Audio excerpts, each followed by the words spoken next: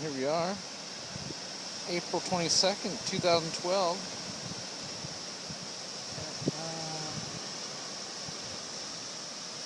Some beach entrance in La Jolla.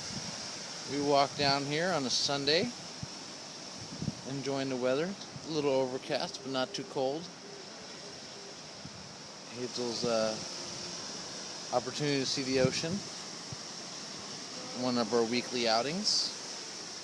Hello. If you turn around, you see that there's a lot of surfers in the area waiting for some type of wave. As you can see, it's not crashing very big in that area they are. But yeah, we're just kind of checking them out. On a Sunday, it's a little misty. But as you can see, Hazel's all covered up. She has her nice knitted cap, and she's covered in a knitted blanket in this little ergo. Yeah.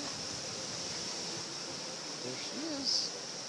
Listening to some Israel Kamahawala, the big Hawaiian guy. Have a good day.